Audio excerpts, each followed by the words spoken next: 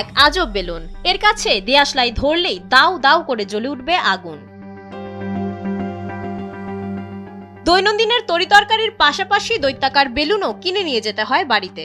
LPG ভর্তি এসব balloon ঝুঁকিপূর্ণ হলেও জ্বালানি সংকট আর অর্থনৈতিক মন্দার কারণে হরহামেশাই প্রতিটি রান্নাঘরে এসব বেলুনের দেখা মেলে পাকিস্তানের খাইবার পাখতুনখোয়া প্রদেশে। সামাজিক যোগাযোগ মাধ্যমে ভাইরাল কিছু ভিডিওতে দেখা যায় বিশাল বিশাল গ্যাস ভর্তি বেলুন হাতে নিয়ে বাড়ি ফিরছেন ছেলেবুড়ো অনেকেই। কেউ সেই বেলুন সুতোয় বেঁধে রাখছেন রান্নাঘরে, কেউ বা আবার বেলুনগুলো শোবার ঘরে ঝুলিয়ে রাখছেন সযত্নে।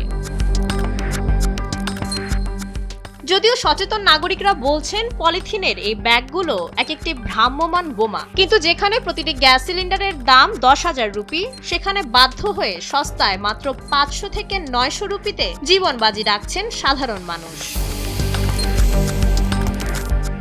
মূলত ইরান ও ইসরায়েল যুক্তরাষ্ট্রের সাম্প্রতিক সংঘাতে বিশ্ববাজারে তেলের দাম ব্যারেল প্রতি $100 ছাড়িয়েছে। হরমুজ প্রণালী বন্ধ আর জ্বালানি সরবরাহে বিঘ্ন ঘটায় কোয়েটা থেকে লাহোর সবখানে এখন তেলের জন্য দীর্ঘ লাইন। পরিস্থিতি সামাল দিতে সরকার স্কুল কলেজ পর্যন্ত বন্ধ করে দিয়েছে। খাইবার পাখতুনখোয়া গ্যাস সমৃদ্ধ হলেও 2007 সাল থেকে এখানে নতুন সংযোগ পুরোপুরি বন্ধ। হাঙ্গু শহরের মানুষ 2 বছর ধরে পাইপলাইনে গ্যাস পাচ্ছেন না। একদিকে রাজনৈতিক অস্থিরতা, অন্যদিকে বৈশ্বিক যুদ্ধের প্রভাব, সব মিলিয়ে দেয়ালে পিঠ ঠেকে গেছে জনসাধারণের। আপাত দৃষ্টিতে পাকিস্তানের এই গ্যাস বেলুনকে একটি সহজ সমাধান মনে হলেও এটি মধ্যপ্রাচ্যের যুদ্ধে পাকিস্তানের মতো ভঙ্গুর অর্থনীতির দেশগুলোর অবকাঠামোগত ব্যর্থতার এক ভয়াবহ প্রতিফলন। সাধারণ মানুষের মৌলিক অধিকারগুলো আজ যেন প্লাস্টিক ব্যাগের মতোই চরম ঝুঁকিতে।